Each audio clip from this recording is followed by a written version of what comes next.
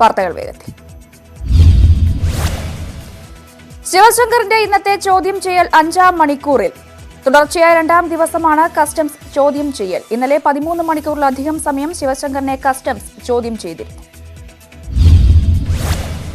ശിവശങ്കറിനെ ചോദ്യം ചെയ്തതിന് സമാന്തരമായി സ്വപ്ന സുരേഷിനെയും ചോദ്യം ചെയ്ത് കസ്റ്റംസ്. സ്വപ്നയുടെ ചോദ്യം ചെയ്യൽ കാക്കനാട് ജയിലിൽ. വ്യാജ സർട്ടിഫിക്കറ്റ് ഉപയോഗിച്ച സ്വപ്ന സുരേഷ് സ്പേസ് പാർക്കിൽ ജോലിയിൽ പ്രവേശിച്ച കേസിൽ മൊഴി നൽകാതെ ഒഴിഞ്ഞുമാറി PwC വിഷൻ ടെക് അധികൃതർ. ഈ 2 സ്ഥാപനങ്ങൾ വഴിയാണ് IT വകുപ്പ് സ്വപ്നയ്ക്ക് ശമ്പളം നൽകിയിരുന്നത്. കേന്ദ്ര ഏജൻസികളുടെ അന്വേഷണം പൂർത്തിയായ ശേഷം സ്വപ്നയെ ചോദ്യം ചെയ്യാൻ പോലീസ് തീരുമാനം. ലൈഫ് മിഷൻ ഇടപാടുമായി ബന്ധപ്പെട്ട യൂണിടാക് MD സന്തോഷ് ഈപ്പനെ വിജിലൻസ് വീണ്ടും ചോദ്യം ചെയ്യും. തിങ്കളാഴ്ചയാകും 2ാം ഘട്ട ചോദ്യം ചെയ്യൽ. സന്തോഷ് ഈപ്പന്റെ ആദ്യ മൊഴിയിൽ അവ്യക്തത എന്ന വിജിലൻസ് വിലയിരുത്തൽ. കള്ളക്കടത്തിന്റെയും അധോലോകത്തിന്റെയും അഴിമതിയുടെയും കേന്ദ്രമായി കേരളം മാറിയെന്ന് കെ സുരേന്ദ്രൻ. മുഖ്യമന്ത്രിയാണ് ഇതിനെല്ലാം സൂത്രധാരൻ. ശ്രീനാരായണ ഗുരു യൂണിവേഴ്സിറ്റിയിൽ നിയമിച്ചിരിക്കുന്നത് ജിഹാദിയെന്നും BJP സംസ്ഥാന അധ്യക്ഷൻ. കൊച്ചിയിൽ കള്ളപ്പണം പിടിച്ചെടുത്ത സംഭവത്തിൽ അന്വേഷണം ശക്തമാക്കാൻ ആദായനികുതി വകുപ്പ്. നീക്കം പണത്തിന്റെ ഉറവിടം കണ്ടെത്താനും കൂടുതൽ ഇടപാടുകൾ നടന്നിട്ടുണ്ടോ എന്നറിയാനും. PT തോമസ് MLAയും ഭൂമി ഇടപാടുകാരെയും ഉടൻ ചോദ്യം ചെയ്യും. PT തോമസിനെതിരെ പ്രതിഷേധം ശക്തമാക്കാൻ CPM തീരുമാനം. കള്ളപ്പണ ഇടപാടിൽ PT തോമസിന് നിർണായക പങ്കുണ്ടെന്ന് എറണാകുളം ജില്ലാ സെക്രട്ടറി CN മോഹനൻ. MLA സ്ഥാനം രാജിവെക്കണമെന്നും ആവശ്യം. ബാങ്ക് വഴി പണം നൽകുക എന്നതായിരുന്നു കരാറിലെ ധാരണയെന്ന് CPM. ഇത് വെട്ടിക്കളഞ്ഞത് MLAയുടെ സാന്നിധ്യത്തിലാണെന്നും ആരോപണം. പണത്തിന്റെ ഉറവിടം തെളിയിക്കാൻ കഴിഞ്ഞാലും കേസ് നിലനിൽക്കുമെന്നും സൂചന. കൊച്ചിയിലെ അഞ്ചുമന കള്ളപ്പണ ഭൂമി ഇടപാടിൽ കുടുങ്ങി കൂടുതൽ പേർ. ഭൂമി വിറ്റൊഴിവാക്കേണ്ടി വന്നത് നിരന്തരം ശല്യപ്പെടുത്തിയതിനാലാണ് എന്നും തട്ടിപ്പിനിരയായ നിതീഷ്. ശല്യപ്പെടുത്തൽ വ്യവസായി രാമകൃഷ്ണന്റെ നേതൃത്വത്തിലെന്നും നിതീഷ് ന്യൂസ് 18നോട്. PT തോമസിന് വേണ്ടി കോൺഗ്രസിൽ നിന്നും കാര്യമായ ചെറുത്തുനിൽപ്പില്ല എന്ന ആക്ഷേപം. പാർട്ടി പ്രതിരോധം തീർക്കാത്തത് ഗ്രൂപ്പ് വഴക്കിനെ തുടർന്നാണ് എന്നും വിലയിരുത്തൽ. തൃശൂർ ജില്ലയിൽ ഒരാഴ്ചക്കിടെ 5 കൊലപാതകങ്ങൾ. തൃശൂർ അന്തിക്കാട് മാങ്ങാട്ടുകരയിൽ കൊലക്കേസ് പ്രതിയെ വെട്ടിക്കൊന്നു. വെട്ടിക്കൊലപ്പെടുത്തിയത് അന്തിക്കാട് ആദർശ് കൊലക്കേസ് പ്രതി നിധിൽ ലാലിനെ. 18 വയസ്സായിരുന്നു. അന്തിക്കാട് നിധിലിന്റേത് രാഷ്ട്രീയ കൊലപാതകമെന്ന കെ സുരേന്ദ്രൻ. കൊല്ലപ്പെട്ട നിധിൽ BJP പ്രവർത്തകൻ. കൊലപാതകത്തിന് സാഹചര്യമൊരുക്കിയത് മന്ത്രി AC മൊയ്തീനാണെന്നും മന്ത്രിയുടെ പങ്ക് അന്വേഷിക്കണമെന്നും കെ സുരേന്ദ്രൻ. തൃശൂരിലെ ക്രമസമാധാന നില തകർന്നുവെന്ന TN പ്രതാപൻ MP. ആർക്കും എന്തു കുറ്റകൃത്യവും ചെയ്യാമെന്ന അവസ്ഥയാണ് ഇപ്പോൾ. ജനങ്ങളുടെ ജീവനും സ്വത്തിനും സംരക്ഷണം നൽകേണ്ട പോലീസും പരാജയമെന്നും പ്രതാപൻ. ഒല്ലൂരിൽ പ്രഭാത സവാരിക്കിടെ 3-അംഗ സംഘം കുത്തിപ്പരിക്കേൽപ്പിച്ച് ചികിത്സയിലായിരുന്ന വയോധികനും മരിച്ചത് ക്രിസ്റ്റഫർ നഗർ സ്വദേശി വെള്ളാപ്പടി വീട്ടിൽ ശശി. ബന്ധുവായ അക്ഷയ് കുമാർ അറസ്റ്റിൽ. തൃശൂരിൽ കഞ്ചാവ് കേസിലെ പ്രതി ഷമീർ മരിച്ച സംഭവത്തിൽ 4 ജയിൽ ജീവനക്കാർക്കെതിരെ കേസ്. കൊലക്കുറ്റം ഉൾപ്പെടെയുള്ള വകുപ്പുകൾ ചുമത്തിയാണ് കേസ്. തൃശൂർ ACPക്ക് അന്വേഷണ ചുമതല. പോസ്റ്റ്മോർട്ടം റിപ്പോർട്ട് കിട്ടിയ ശേഷം തുടർ നടപടി. പ്രതി മരിച്ചത് ക്രൂരമർദ്ദനമേറ്റെന്ന പോസ്റ്റ്മോർട്ടം റിപ്പോർട്ട്. ശരീരത്തിൽ 40-ലധികം മുറിപ്പാടുകൾ. തലയ്ക്ക് ക്ഷതമേറ്റു. ശരീരത്തിന്റെ പിൻഭാഗത്ത് അടിയേറ്റ് രക്തം വാർന്നുപോയിരുന്നു. ദേഹമാസകലം രക്തം കട്ടപിടിച്ച നിലയിലാണ് എന്നും പോസ്റ്റ്മോർട്ടം റിപ്പോർട്ട്. തൃശൂരിൽ CPM ബ്രാഞ്ച് സെക്രട്ടറി PU സനൂപിനെ കൊലപ്പെടുത്തിയ കേസിലെ പ്രധാന തെളിവായ ആയുധം കണ്ടെടുത്തു. പ്രതികളെ സംഭവസ്ഥലത്ത് കൊണ്ടുവന്ന് നടത്തിയ തെളിവെടുപ്പിൽ 2 കത്തികളാണ് കണ്ടെടുത്തത്. സനൂപിനെ കുത്താനും വെട്ടിപ്പരിക്കേൽപ്പിക്കാനും ഉപയോഗിച്ച ആയുധങ്ങളാണ് ഇവയെന്ന് പോലീസ്. മലപ്പുറം തിരൂരിൽ 2 സംഘങ്ങൾ തമ്മിലുണ്ടായ സംഘർഷത്തിനിടെ ഒരാൾ കൊല്ലപ്പെട്ടു. കൂട്ടായി സ്വദേശി യാസർ അറാഫത്താണ് വെട്ടിക്കൊന്നത്. ഗുരുതരമായി പരിക്കേറ്റ 2 പേർ ആശുപത്രിയിൽ. ഏറ്റുമുട്ടലിൽ കലാശിച്ചത് സ്കൂൾ മൈതാനത്ത് രാത്രി സുഹൃത്തുക്കൾ കൂട്ടം കൂടിയിരിക്കുന്നതുമായി ബന്ധപ്പെട്ട തർക്കം. സ്കൂൾ തുറക്കാൻ വൈകിയാലും അധ്യയന വർഷം ഉപേക്ഷിക്കരുത് എന്ന വിദഗ്ധ സമിതി ശുപാർശ. ഓൺലൈൻ പരീക്ഷകൾ വേണ്ട. അവധി ദിവസങ്ങൾ കൂടി ക്ലാസ് എടുത്ത് പാഠ്യഭാഗങ്ങൾ പൂർത്തിയാക്കണമെന്നും SCRT ഡയറക്ടർ അധ്യക്ഷനായ സമിതി. സംസ്ഥാനത്ത് ഏകാധിപത്യ ഭരണമാണ് നടക്കുന്നത് എന്ന കോൺഗ്രസ് നേതാവ് തിരുവഞ്ചൂർ രാധാകൃഷ്ണൻ. ഘടകകക്ഷികളുടെ വകുപ്പുകളിൽ കൈകടത്താനാണ് IASകാരെ ഉപയോഗിക്കുന്നത്. മന്ത്രിമാരെ വിശ്വാസമില്ലാത്തതിന്റെ പരസ്യ പ്രഖ്യാപനമാണ് മുഖ്യമന്ത്രി നടത്തുന്നത് എന്നും തിരുവഞ്ചൂർ. അശ്ലീല യൂട്യൂബറെ കയ്യേറ്റം ചെയ്ത കേസിലെ പ്രതികൾ ഒളിവിലെന്ന പ്രോസിക്യൂഷൻ കോടതിയിൽ 3 പ്രതികളെയും കണ്ടെത്താൻ ആയിട്ടില്ല എന്ന തിരുവനന്തപുരം CJM കോടതിയിൽ അറിയിച്ചു.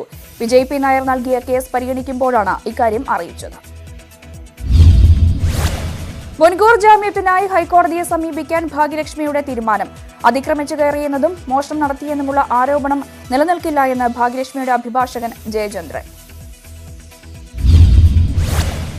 AP അബ്ദുള്ളക്കുട്ടിയുടെ വാഹനാപകടത്തിന് കാരണം മഴയും ഗതാഗതക്കുരുക്കുമെന്ന പ്രാഥമിക റിപ്പോർട്ട്. കണ്ടെത്തൽ മലപ്പുറം SP തൃശൂർ റേഞ്ച് DIGക്ക് നൽകിയ റിപ്പോർട്ടിൽ അപകടം ആസൂത്രിതമാണെന്ന ആരോപണത്തെ സാധൂകരിക്കുന്ന തെളിവുകൾ ഒന്നും നിലവിൽ ലഭിച്ചിട്ടില്ല.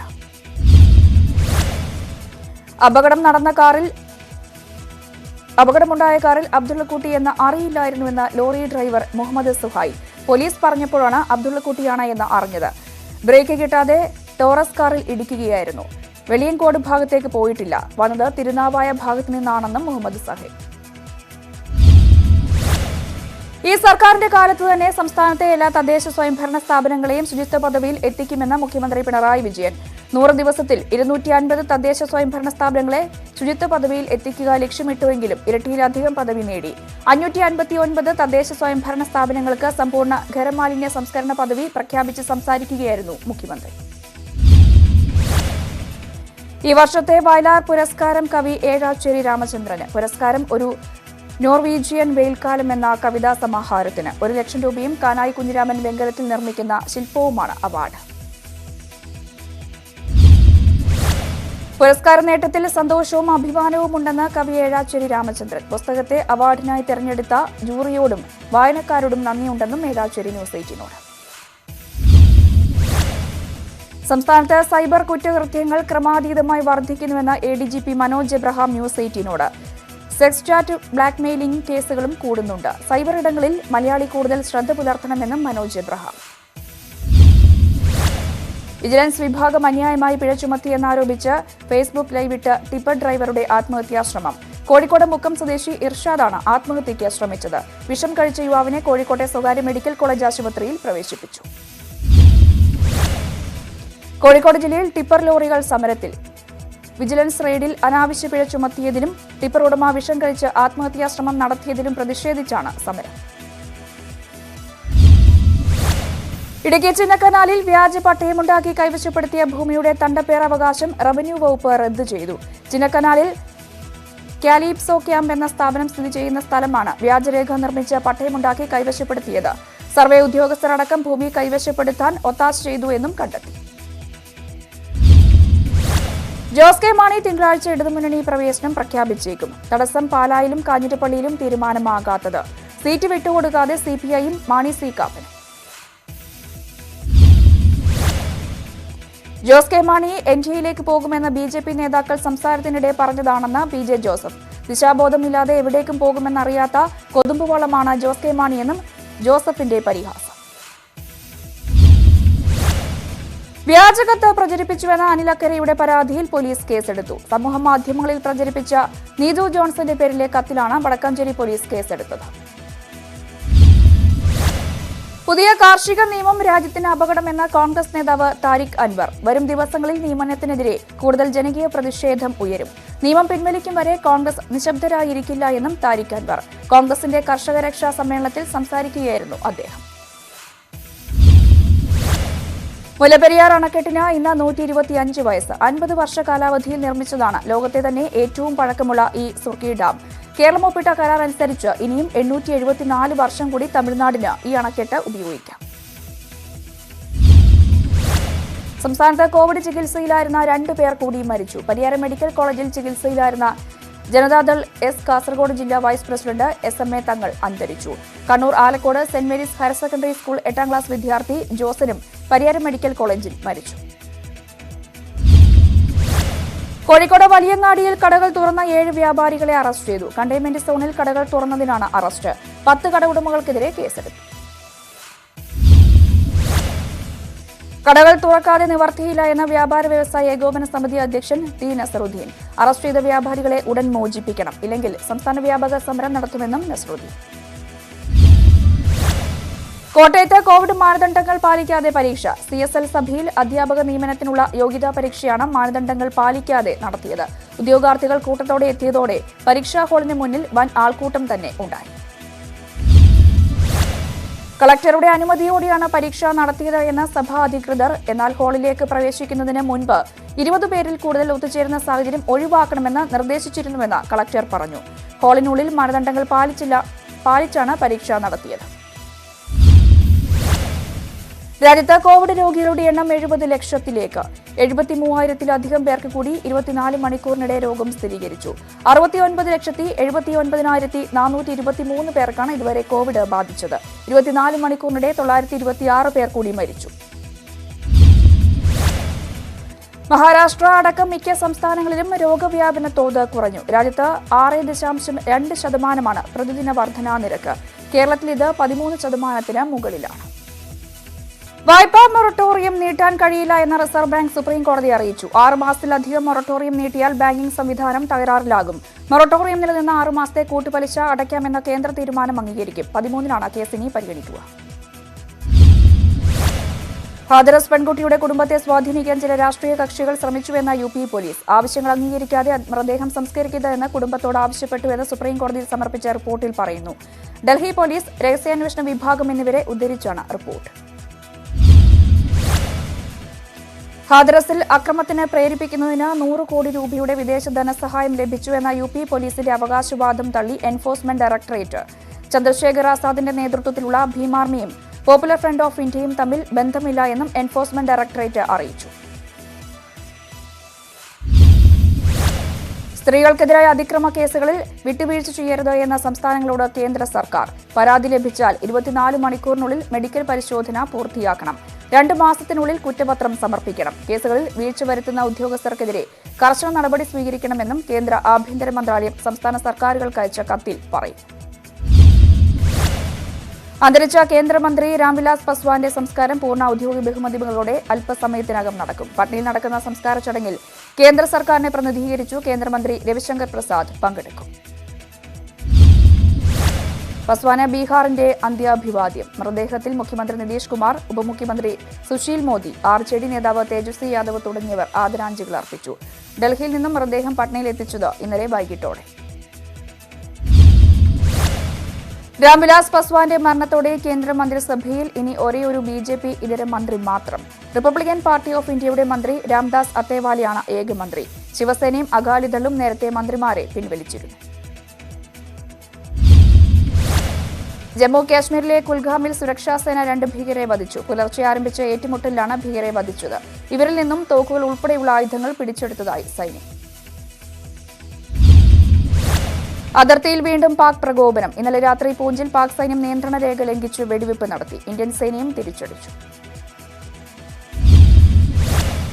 തദ്ദേശീയമായി വികസിപ്പിച്ച ആദ്യ ആന്റി റേഡിയേഷൻ മിസൈൽ രുദ്രം വിജയകരമായി പരീക്ഷിച്ച് ഇന്ത്യ. വിക്ഷേപിച്ച ശേഷവും ലക്ഷ്യം മാറ്റാൻ കഴിയുന്നതാണ് രുദ്രം മിസൈൽ. ശത്രുക്കളുടെ റഡാറും പ്രതിരോധ സംവിധാനങ്ങളും തകർക്കാനും ഇതിന് കഴിയും.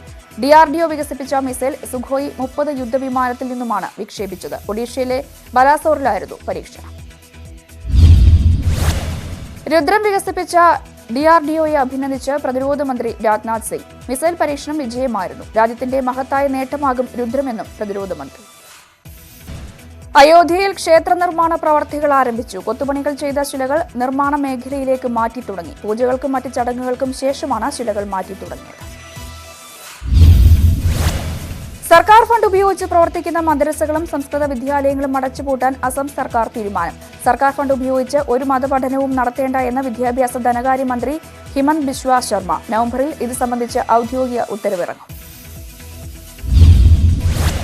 അസമിൽ MLA പാർട്ടിയിൽ നിന്നും പുറത്താക്കി കോൺഗ്രസ്. രാജ്ദീപ് ഗോവാലിയാണ് 6 വർഷത്തേക്ക് പുറത്താക്കിയത്.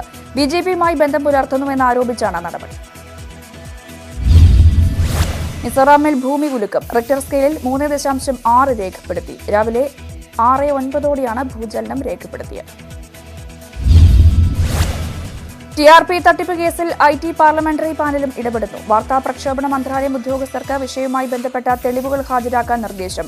ന്യൂസ് ബ്രോഡ്കാസ്റ്റ് അസോസിയേഷനും പ്രസ് കൌൺസിൽ ഓഫ് ഇന്ത്യയും പ്രസാർ ഭാരതിയും നിലപാട് അറിയിക്കണം. കോൺഗ്രസ് MP കാർത്തി ചിദംബരം പാർലമെന്ററി സമിതി അധ്യക്ഷൻ ശശി തരൂരിന് അയച്ച കത്തിനെ തുടർന്നാണ് നടപടി. ഒക്ടോബർ 17 മുതൽ തേജസ് എക്സ്പ്രസ് സർവീസുകൾ പുനരാരംഭിക്കുമെന്ന് റെയിൽവേ മന്ത്രി പീയൂഷ് ഗോയൽ. ലക്നൌ, ഡൽഹി, മുംബൈ, അഹമ്മദാബാദ് റൂട്ടുകളിലാണ് ട്രെയിനുകൾ ഓടുക. കൊൽക്കത്തയിൽ ബിജെപി റാലിക്കിടെ തോക്കുധാരിയായ സിഖ് വംശജനെ അറസ്റ്റ് ചെയ്തതിനെ ചൊല്ലി വിവാദം. ബിജെപി നേതാവ് പീയൂഷ് പാണ്ഡെയുടെ സുരക്ഷാ ഉദ്യോഗസ്ഥനായ ബൽവീന്ദർ സിംഗിനെയാണ് അറസ്റ്റ് ചെയ്തത്. ബൽവീന്ദർ സിംഗിന്റെ തലപ്പാവ് ഊരിമാറ്റി പോലീസ് മതവികാരം വ്രണപ്പെടുത്തിയെന്നാണ് ബിജെപി ആരോപണം. തെലങ്കാനയിൽ കനത്ത മഴ തുടരുന്നു. ഹൈദരാബാദിന്റെ വിവിധ പ്രദേശങ്ങളിൽ വെള്ളക്കെട്ട്. ഹിന്ദി പാട്ട് പാടി വൈറലായ മലയാളി പെൺകുട്ടിയെ അഭിനന്ദിച്ച് പ്രധാനമന്ത്രി നരേന്ദ്രമോദി. ദേവികയെ ഓർത്ത് അഭിമാനിക്കുമെന്ന് പ്രധാനമന്ത്രി ട്വിറ്ററിൽ. ദേവികയുടെ ശ്രുതിമധുരമായ ആലാപനം ഏകഭാരതം ശ്രേഷ്ഠ ഭാരതത്തിന്റെ അന്തസ്സത്ത ശക്തിപ്പെടുത്തുന്നുവെന്ന് മലയാളത്തിൽ ട്വീറ്റ്. തിരുവനന്തപുരത്തുകാരിയാണ് ദേവിക. ലോകത്ത് കോവിഡ് ബാധിതർ 3,70,00,000 പിന്നിട്ടു. 10,72,000-ലധികം പേർ ഇതുവരെ രോഗം ബാധിച്ച് മരിച്ചു. 24 മണിക്കൂറിനിടെ 3.5 ലക്ഷം പേർക്ക് രോഗം ബാധിച്ചു. വ്യാഴാഴ്ച നടക്കാനിരുന്ന അമേരിക്കൻ പ്രസിഡന്റ് തെരഞ്ഞെടുപ്പിന്റെ രണ്ടാം സംവാദം റദ്ദാക്കി. പ്രസിഡന്റ് ഡൊണാൾഡ് ട്രംപ് കോവിഡ് ബാധിതനായതിനെ തുടർന്നാണ് തീരുമാനം. വീഡിയോ കോൺഫറൻസ് വഴി സംവാദമെന്ന നിർദ്ദേശം ട്രംപ് തള്ളിയതോടെയാണ് റിപ്പോർട്ടുകൾ. ട്രംപിന്റെ കോവിഡ് പരിശോധനാ ഫലം സംബന്ധിച്ച കൃത്യമായ വിവരങ്ങൾ പുറത്തുവിടാൻ വൈറ്റ് ഹൌസ് ഇതുവരെ തയ്യാറായിട്ടില്ല. സംവാദത്തിൽ പങ്കെടുക്കുമ്പോഴുള്ള രോഗവ്യാപന സാധ്യത സംബന്ധിച്ച് ജോ ബൈഡൻ പക്ഷം ആശങ്ക മുന്നോട്ട് വച്ചിരുന്നു. കോവിഡ് ബാധിതനായ ശേഷമുള്ള ട്രംപിന്റെ ആദ്യ തെരഞ്ഞെടുപ്പ് റാലി തിങ്കളാഴ്ച. ഫ്ലോറിഡയിലാണ് റാലി. അമേരിക്കയിൽ കൂടുതൽ വോട്ടർമാരുള്ള 3 സംസ്ഥാനങ്ങളിൽ ഒന്നാണ് ഫ്ലോറിഡ. മിനിസോട്ടയിലെ കോവിഡ് വ്യാപനത്തിന്റെ കാരണം ട്രംപിന്റെ റാലിയെന്ന് ആരോപണം. പുതിയ 9 കോവിഡ് കേസുകൾ സെപ്റ്റംബർ 18 ട്രംപിന്റെ റാലിയുമായി ബന്ധപ്പെട്ടാണ് ഉണ്ടായതെന്നും ആരോഗ്യവകുപ്പ്. റാലിയിൽ എത്തിയവരിൽ രോഗബാധിതരും ഉണ്ടായിട്ടുണ്ടെന്ന് വിലയിരുത്തൽ. കോവിഡ് വ്യാപനത്തിൽ വൈറ്റ് ഹൌസിനെ വിമർശിച്ച ആരോഗ്യ വിദഗ്ധൻ ആന്റണി ഫൌച്ചി. കഴിഞ്ഞ മാസം അവസാനം വൈറ്റ് ഹൌസിൽ സംഘടിപ്പിച്ച ജുഡീഷ്യൽ നോമിനി പ്രഖ്യാപന ചടങ്ങാണ് രോഗവ്യാപനത്തിന് ഇടയാക്കിയത് എന്നും ഫൌച്ചി. ബ്രസീലിൽ കോവിഡ് വ്യാപന നിരക്ക് കുറയുന്നു. മെയ് മുതലുള്ള ഏറ്റവും കുറഞ്ഞ പ്രതിദിന രോഗികളുടെ കണക്കാണ് ബ്രസീലിൽ രേഖപ്പെടുത്തിയത്. 27,444 പേരാണ് പുതിയ രോഗികൾ. 682 മരണവും രേഖപ്പെടുത്തി. പലയിടത്തും മുൻപേ വ്യാപിച്ചിരുന്ന കോവിഡ് ആദ്യം റിപ്പോർട്ട് ചെയ്യുക മാത്രമാണ് തങ്ങൾ ചെയ്തത് എന്ന വാദവുമായി ചൈന രംഗത്ത്. ലോകത്തിന്റെ പല ഭാഗത്തും കഴിഞ്ഞ വർഷം കോവിഡ് പൊട്ടിപ്പുറപ്പെട്ടിരുന്നു. ആദ്യം റിപ്പോർട്ട് ചെയ്യുകയും നടപടിയെടുക്കുകയും ചൈനയാണ് ചെയ്തതെന്നും അവകാശവാദം. വെടിനിർത്തലിന് സമ്മതിച്ച അർമേനിയയും അസർബൈജാനും. മോസ്കോയിൽ ഇരു രാജ്യങ്ങളും തമ്മിൽ നടത്തിയ 10 മണിക്കൂർ ചർച്ചയിലാണ് തീരുമാനം. ഇന്ന് അർദ്ധരാത്രി മുതൽ വെടിനിർത്തൽ നിലവിൽ വരും. ഇരു രാജ്യങ്ങളും തമ്മിൽ തടവ് പുള്ളികളെ പരസ്പരം കൈമാറാനും ധാരണ. പ്രശ്നപരിഹാരത്തിന് തുടർ ചർച്ചകൾ നടത്താനും തീരുമാനമായതായി റിപ്പോർട്ട്. സെപ്റ്റംബർ 27 ആരംഭിച്ച സംഘർഷത്തിൽ 300-ലധികം ആളുകളാണ് കൊല്ലപ്പെട്ടത്. കൊൽക്കത്തയോട് IPL-ൽ ചെന്നൈ തോറ്റതിന് പിന്നാലെ ധോണിയുടെ മകൾക്ക് ബലാത്സംഗ ഭീഷണിയെന്ന പരാതി. ധോണിയുടെ മോശം പ്രകടനമാണ് കളി തോൽപ്പിച്ചത് എന്നാരോപിച്ചുള്ള സൈബർ ആക്രമണത്തിന് ഇടെയാണ് നൂറുകണക്കിന് ഭീഷണികളും എത്തിയത്. ധോണിയുടെയും ഭാര്യ സാക്ഷിയുടെയും ഇൻസ്റ്റഗ്രാം അക്കൌണ്ടുകളിലാണ് ഭീഷണി. ലോകത്തെ ഏറ്റവും ഉയരമുള്ള ബൌളറാകാൻ പാകിസ്ഥാനിൽ നിന്നും ഒരു 21-കാരൻ. ലാഹോർ ഗാലന്റേഴ്സ് താരമായ മുദാസിൻ ഗുജാറിന് ഉയരം 7 അടി 6 ഇഞ്ച്. പാകിസ്ഥാന് വേണ്ടി കളിച്ച് ലോക ക്രിക്കറ്റിലെ ഉയരമുള്ള താരമാവുക മുദാസറിന്റെ ലക്ഷ്യം. കോഴിക്കോട് കുന്നമംഗലം കാരന്തൂരിൽ യുവതിയുടെ മാല പിടിച്ചു പറിച്ച കേസിൽ 3 പേർ പിടിയിൽ. മലപ്പുറം ഊരകം സ്വദേശി സാജിദ്, ഫാരിസ്, സനൂബ് എന്നിവരാണ് പിടിയിലായത്. CCTV പരിശോധിച്ചതിൽ പ്രതികളുടെ ദൃശ്യം ലഭിച്ചിരുന്നു. ആലുവയിൽ ജനന തീയതി തിരുത്തി വോട്ടർ പട്ടികയിൽ പ്രായപൂർത്തിയാകാത്ത 2 പേരെ ചേർത്തയാൾ പിടിയിൽ. സഞ്ജയ് കുമാർ എന്നയാളാണ് പോലീസ് അറസ്റ്റ് ചെയ്തത്. 10ാം ക്ലാസ്സിൽ പഠിക്കുന്ന 2 കുട്ടികളുടെ സർട്ടിഫിക്കറ്റുകളിലാണ് കൃത്രിമം കാണിച്ചത്. ഇയാളെ പിന്നീട് ജാമ്യത്തിൽ വിട്ടയച്ചു. പ്രായപൂർത്തിയാകാത്ത പെൺകുട്ടിയെ ബലാത്സംഗം ചെയ്ത യുവാവ് അറസ്റ്റിൽ. പെൺകുട്ടിയെ കോവളത്തുള്ള ഹോട്ടലിൽ കൊണ്ടുപോയി പീഡിപ്പിച്ചുവെന്നാണ് കേസ്.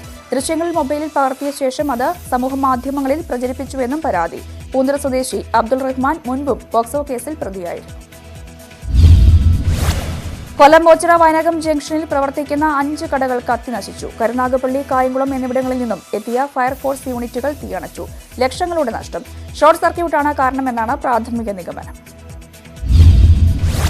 സ്വന്തം കാറിന്റെ ഡോറിനും മരത്തിനും ഇടയിൽപ്പെട്ട സ്ത്രീക്ക് ദാരുണാന്ത്യം. ബാംഗ്ലൂരിൽ ബുധനാഴ്ച നടന്ന അപകടത്തിന്റെ CCTV ദൃശ്യങ്ങൾ പുറത്ത്. കയറും മുൻപ് വാഹനം സ്റ്റാർട്ട് ചെയ്തതാണ് അപകടത്തിന്റെ കാരണമെന്ന വിലയിരുത്തൽ.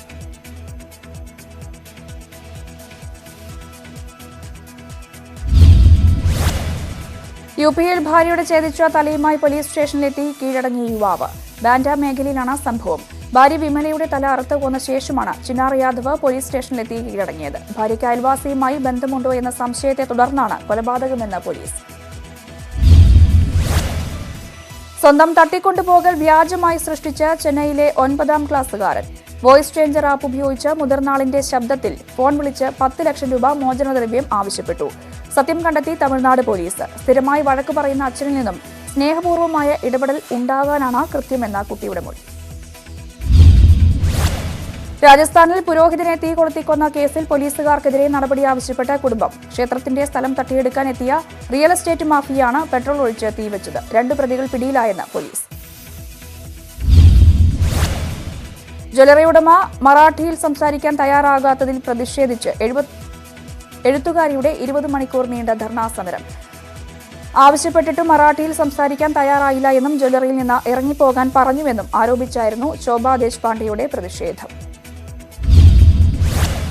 കോവിഡ് നെഗറ്റീവായെന്ന വിവരം പങ്കുവച്ച് നടി ഗൗതമി നായർ. എല്ലാ ദിവസവും വിളിച്ച് ആരോഗ്യനില അന്വേഷിച്ച പ്രാഥമികാരോഗ്യ കേന്ദ്രത്തിലെ ജീവനക്കാർക്കും നഴ്സുമാർക്കും താരം പ്രത്യേകം നന്ദി അറിയിച്ചു. കാർഷിക നിയമത്തിനെതിരെ സമരം ചെയ്യുന്നവരെ തീവ്രവാദികൾ എന്ന് വിളിച്ച് കങ്കണയ്ക്കെതിരെ നോട്ടീസ്. കങ്കണയ്ക്കെതിരെ കേസ്. കർണാടകയിലെ താംകൂറിലെ കോടതിയാണ് കേസെടുക്കാൻ പോലീസിന് നിർദ്ദേശം നൽകിയത്.